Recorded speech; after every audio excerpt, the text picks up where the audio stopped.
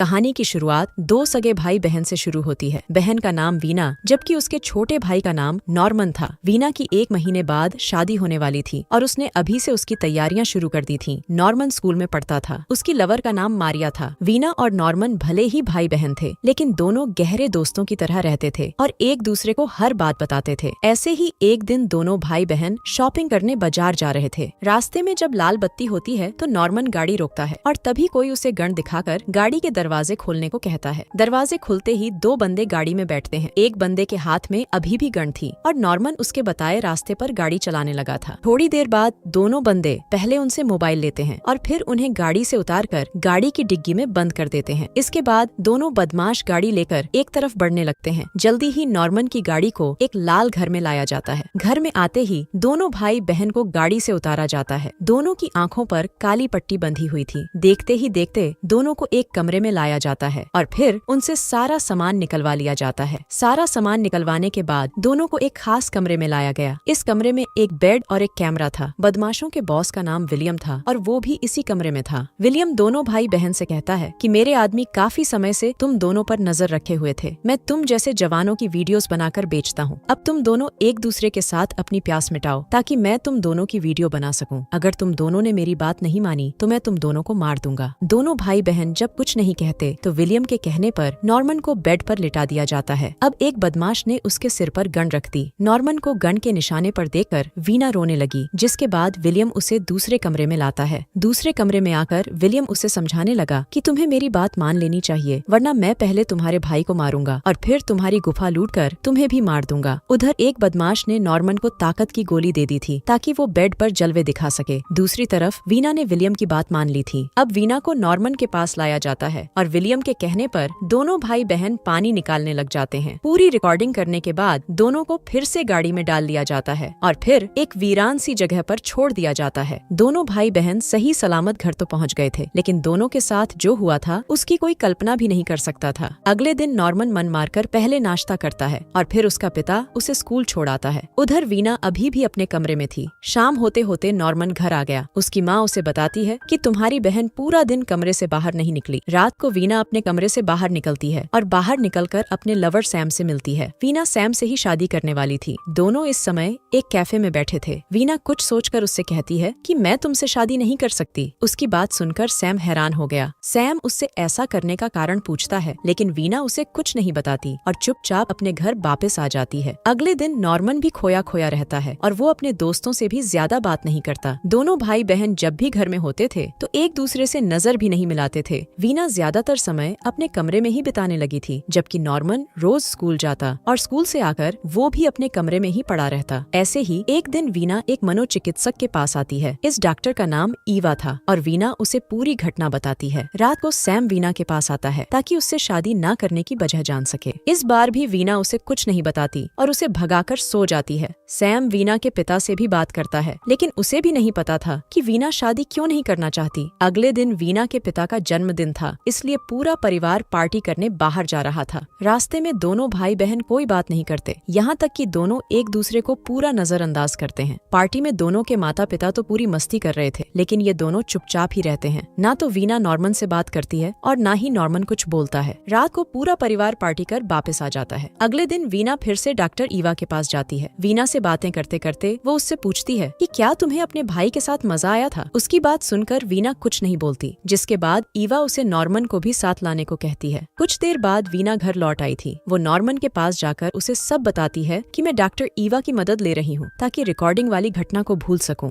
ईवा तुमसे भी बात करना चाहती है ताकि वो तुम्हारी भी मदद कर सके। अगली सुबह जब नॉर्मन स्कूल जाने लगा तो वीना उसे याद करवाती है कि आज हमें डॉक्टर ईवा के पास जाना है। नॉर्मन उसकी बात का जवाब नहीं देता और चुपचाप आगे बढ़ने लगता है। वो आज स्कूल नहीं जाना चाहता था, इसलिए वो सीधा थिएटर में आकर एक मूवी देखने लगता है। वीना में धीरे धीरे सुधार हो रहा था, जबकि नॉर्मन की हालत वैसे की वैसी ही थी। कुछ दिनों बाद दोनों भाई बहन डॉक्टर ईवा के क्लिनिक में थे। ईवा इधर उधर की बातें करने के बाद नॉर्मन से पूछती है कि क्या तुम्हें वीना के साथ मजा आया था। उसकी बात सुनकर नॉर्मन बाहर चला जाता है, जिसके बाद ईवा भी बाहर आ जाती है। बाहर नॉर्मन उसे बताता है कि मुझे वीना के साथ मजा आया था। थोड़ी देर बाद दोनों भाई बहन जाने के लिए तैयार थे। ईवा ने वीना को बता दिया था कि नॉर्मन को उसके साथ मजा आया था। रास्ते में दोनों साधारण बातें ही करते हैं। ईवा से बात करने के बाद नॉर्मन की हालत में भी काफी सुधार हो गया था। जल्दी ही दोनों अपने घर पहुंच जाते हैं और फिर अपने अपने कमरे में सो जाते हैं। कुछ दिनों बाद वीना की हालत बिल्कुल ठीक हो गई, जिसके बाद वो सैम से सगाई कर लेती है। नॉर्मन उसकी सगाई से बिल्कुल भी खुश नहीं था, क्योंकि वो मन ही मन वीना को चाहने लगा था। ईवा ने वीना को ठीक किया था और उसी ने उसे शादी के लिए तैयार किया था। अगले दिन नॉर्मन ईवा से मिलने उसके क्लिनिक जाता है, लेकिन ईवा 2 दिनों के लिए बाहर गई हुई थी। वीना की सगाई के कारण नॉर्मन का दिमाग खराब हो गया था और वो मन ही मन सैम से नफरत करने लगा था। रात को वीना नॉर्मन के पास आती है। वो उससे कहती है कि मैं जानती हूँ कि तुम्हें मेरे साथ मजा आया था, लेकिन ये सब ठीक नहीं है और ना ही ये दोबारा हो सकता है। इतना कहकर वो जब जाने लगी तो नॉर्मन उससे पूछता है कि क्या तुम्हें मजा आया था। इस पर वीना कहती है कि तुम्हें ऐसी बातें नहीं करनी चाहिए, और इतना कहकर वो वहाँ से चली जाती है। देर रात को नॉर्मन वीना के कमरे में जाता है और उसकी गुफा में जबरदस्ती धमाके करता है। अगली सुबह वीना काफी परेशान थी, जबकि साला नॉर्मन आराम से सो रहा था। वीना पूरा दिन सोचती है कि वो आगे क्या करे, और काफी सोचने के बाद वो सीधा सैम के पास पहुंच जाती है। वो जल्द से जल्द सैम से शादी करना चाहती थी, ताकि अपने बाप का घर छोड़कर सैम के साथ रहने लगे। उधर नॉर्मन भी कई दिनों से गुमसुम सा रहता था, जिस कारण उसकी माँ उससे बात करने की कोशिश करती है। उसके कई बार पूछने पर भी नॉर्मन उसे कुछ नहीं बताता। सगाई के बाद वीना की शादी की तैयारी शुरू हो गई, जिस कारण नॉर्मन ज्यादा परेशान रहने लगा। 2 दिनों बाद ही वीना की शादी हो रही थी और उसकी शादी से नॉर्मन काफी उदास था। शादी में सभी लोग नाच गा रहे थे, लेकिन नॉर्मन अकेला ही घूम रहा था। इसी बीच सैम बाथरूम में आता है और नॉर्मन चाकू उठाकर उसके पीछे पीछे आ जाता है। वो साला उसे मारना चाहता था, लेकिन मारने की हिम्मत नहीं कर पाता। इसके बाद नॉर्मन एक गिलास में दारू डलवाता है। फिर वो बाथरूम में आकर अपने हाथ का इस्तेमाल करता है और दारू में अपनी लस्सी डाल देता है। इसके बाद वो सैम के पास जाकर उसे वही दारू पीने को देता है जिसमें उसने अपनी लस्सी डाली थी। सैम को कुछ नहीं पता था कि दारू में क्या है, इसलिए वो चुपचाप उसे पी लेता है। सुबह होते होते वीना की शादी पूरी हो गई, जिसके बाद वो अपने परिवार से विदा लेने लगी। नॉर्मन पहले सैम से विदा लेता है और फिर वीना को जोर से गले लगाता है। वो वीना को विदा नहीं करना चाहता था। वीना किसी तरह उसे अपने से अलग करती है और फिर सैम के साथ चली जाती है। नॉर्मन को वीना से प्यार हो गया था, लेकिन वीना सैम से शादी कर उसके साथ चली गई थी। नॉर्मन को वीना के साथ मजा आया था, ये तो उसने माना था, मगर वीना को भी उसके साथ मजा आया था, और ये बात वीना ने कभी नहीं मानी थी। वो समाज के नियम नहीं तोड़ना चाहती थी। वो भी नॉर्मन से प्यार करने लगी थी। उसने सोचा कि इससे पहले कि वो बहक जाए, वो जल्दी जल्दी सैम से शादी कर लेती है, ताकि अपने भाई से दूर चली जाए। विलियम ने जो वीडियो बनाई थी, उसका आज तक पता नहीं चला कि उसके साथ क्या हुआ। वो वीडियो ना तो बाजार में आई और ना ही इंटरनेट पर आई। वैसे ये पूरी कहानी एक सच्ची घटना पर आधारित है, जो कई सालों बाद लोगों को पता चली थी। इसी के साथ इस कहानी का यही अंत हो जाता है।